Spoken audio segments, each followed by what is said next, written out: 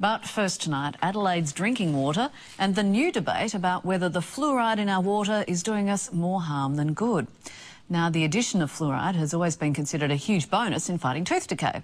But one expert says as many as 200,000 Australians may be suffering an intolerance to the fluoride, not realising that it might be responsible for a wide range of medical symptoms.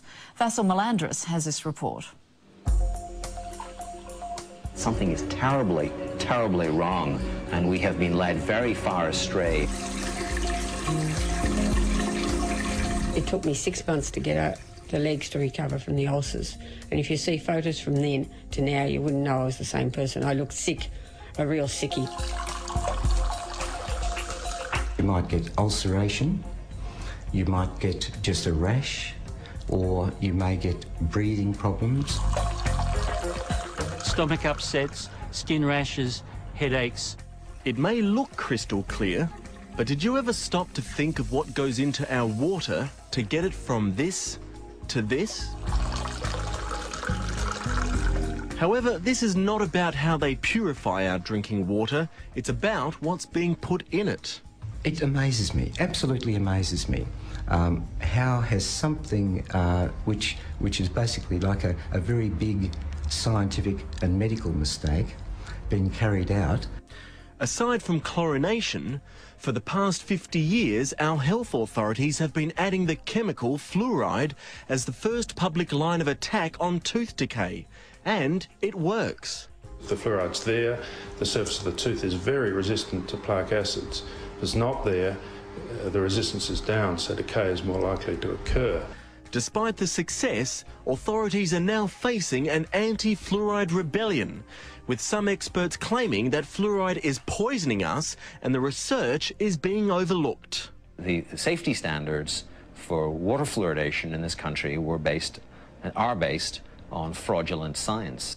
The claim of fraudulent science was boosted when a Harvard professor in the US came under investigation for burying the results when one of his students made a profound and terrifying discovery. There's the possibility that is now being looked at in the United States that fluoride might have increased the prevalence of a rare type of bone cancer in young men or boys.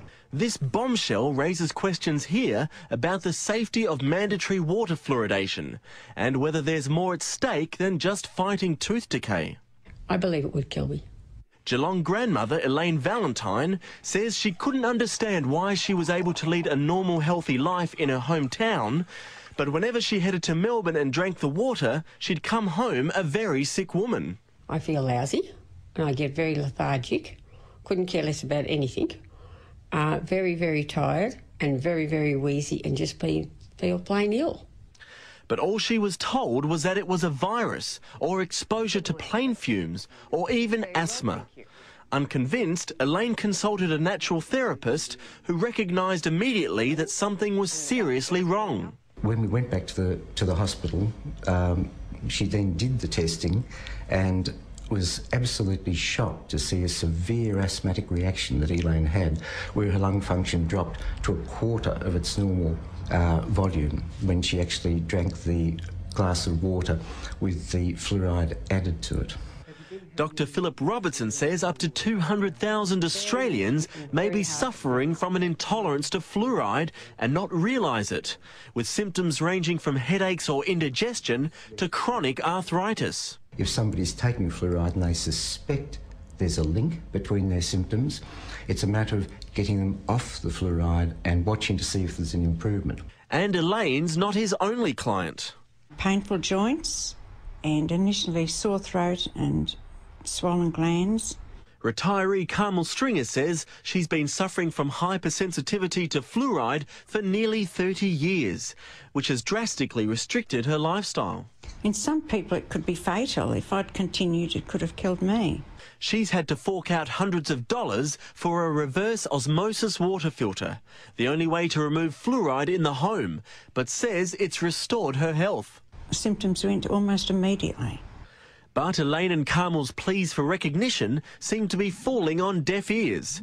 80% of public water in South Australia, New South Wales and Western Australia is fluoridated, nearly 70% in Victoria and 91% in Tasmania. Queensland defies the trend with just 5%. But that may also change as health authorities make the push to cover more and more communities. And the reason? It's good for our teeth. Alzheimer's, birth defects, crime rates, you name it. There have been links brought up to it, but there's no proven scientific evidence for any of these links. Adelaide's Jason Armfield from the Australian Research Centre for Population Oral Health says there's nothing of substance in the case against fluoride, and he recently co-authored a paper stating the benefits far outweigh the risks. As with the majority of our research, we found that children who are living in non-fluoridated areas generally had higher decay rates than children who are living in fluoridated areas. However, other experts argue that while toothpaste contains a pharmaceutical-grade fluoride, which has undergone stringent testing, the fluoride in our water is derived from a different, more worrying source. Fluoridation in most water supplies involves putting in industrial waste, a waste from the phosphate fertiliser industry, into drinking water. And not only does it contain fluoride, but it contains traces of arsenic and heavy metals. So that in itself is pretty worrying. Professor Mark Diesendorf from the Institute of Environmental Studies at the Uni of New South Wales says there's enough science to prove the case against fluoride, and we deserve the right to choose whether we have it in our water or not. Even more frightening thing is that the health departments are not telling the truth about it. They are so committed to fluoridation that they are suppressing evidence of harm. While the jury's still out on fluoride, and experts on both sides are locked in a fierce debate over its effectiveness and safety, Carmel Stringer has this warning. Well, if you have any symptoms that go on that you worry about, go to an allergy specialist, have it diagnosed. Everyone has a right to be free from such exposures from what is essentially mass medication with an uncontrolled dose. So this is really a violation of ethics as well as a violation of people's health.